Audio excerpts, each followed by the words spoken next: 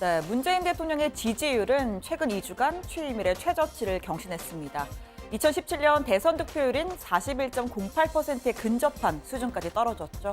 자, 그런데 오늘 발표된 여론조사에선 다시 40% 중반대로 큰 폭으로 반등했습니다. 자, 자세히 한번 살펴보겠습니다.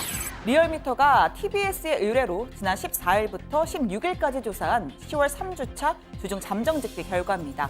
문 대통령 국정수행 긍정평가는 45.5%로 전주 대비 4.1%포인트 상승했습니다.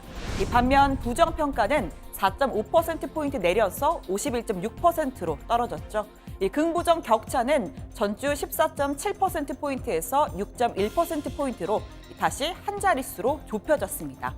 자, 리얼미터 측은 문 대통령의 국정 지지율이 상당히 탄력적인 회복세를 보이고 있다면서 무엇보다도 그동안 국정에 대한 부정적 인식의 가장 큰 원인이었던 조 전 장관의 거취가 사퇴로 결정된 것이 가장 큰 요인으로 작용하고 있다고 분석을 했습니다.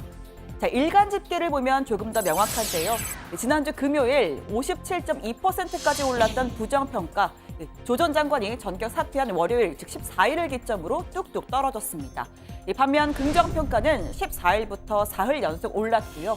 16일에는 46.5%까지 상승했습니다. 이번에 우리 사회는 큰 진통을 겪었습니다. 그 사실 자체만으로도 대통령으로서 국민들께 매우 송구스러운 마음입니다. 이제는 그 역량과 에너지가 통합과 민생, 경제로 모일 수 있도록 마음들을 모아주시기 바랍니다. 네, 이제는 조국 그 후의 시간이죠. 청와대는 검찰개혁과 민생경제 이 두 가지 키워드에 집중하고 있습니다. 어제 문 대통령은 법무부 장관직을 대행 중인 김호수 법무부 차관 그리고 이성윤 검찰국장을 청와대로 호출했습니다. 장관의 부재가 느껴지지 않도록 흔들림 없이 검찰개혁을 마무리해달라 당부를 했죠. 또 10월 말까지라는 기한도 제시하면서 무엇보다 추가 개혁 방안, 실효성 있는 검찰의 감찰 방안을 나에게 직접 보고해달라고 말했습니다. 지금까지 보면 이렇게 대검의 감찰 기능도 또 법무부의 감찰 기능도 그렇게 크게 좀 실효성 있게 이렇게 작동돼 왔던 것 같지가 않습니다. 검찰 내에 어떤 아주 강력한 자기 정화 기능이 좀 될 수 있도록 하는 방안에 대해서도 좀 방안들을 잘 마련하셔서 준비가 되면 저에게 한번 직접 보고를 이렇게 해주시면 좋겠습니다. 네, 대통령에게 직보하라는 말, 듣는 입장에선 무거운 책임감을 느낄 수밖에 없는 아주 강력한 지시입니다. 대통령 스스로가 검찰개혁에 그립을 쥐고 완수하겠다는 의지가 강하게 느껴지는데요.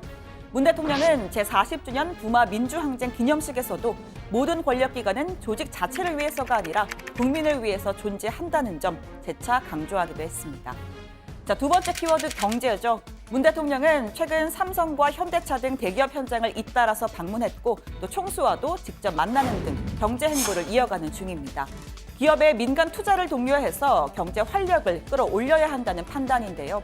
국제통화기금 IMF는 최근 보고서에서 한국의 경제 성장률 전망치를 기존 2.6%에서 2%로 낮춰 잡았습니다. 자, 한국은행도 기준금리를 역대 최저치인 연 1.25%로 낮출 만큼 상황이 낙관적이지만은 않은데요. 문 대통령은 오늘 오후 긴급 경제장관 회의를 주재하고 최근 경제 상황 및 향후 정책 방향에 대한 보고를 받았습니다.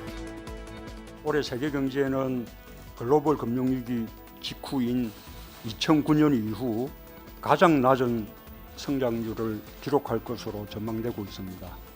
정부가 중심을 잡고 경제 활력과 민생 안정에 최선을 다해야 합니다. 수출 기업에 대한 지원을 강화하고 민간 투자가 활성화될 수 있도록 정부가 적극적으로 나서야 합니다. 네, 이어서 문 대통령은 경기가 어려울 때 재정 지출을 확대해서 경제에 힘을 불어넣는 것은 정부가 반드시 해야 하는 일이라고 말했습니다. 확장 기조로 편성된 내년 예산안이 잘 처리되도록 국회 협조를 구하고 또 2월 불용하는 예산을 최대한 줄여야 한다라고도 지적을 했죠. 또 정부가 역점을 둬서 추진하는 교육, 복지, 또 문화 인프라 구축과 생활 SOC 투자도 더욱 속도를 내야 한다고 강조했습니다.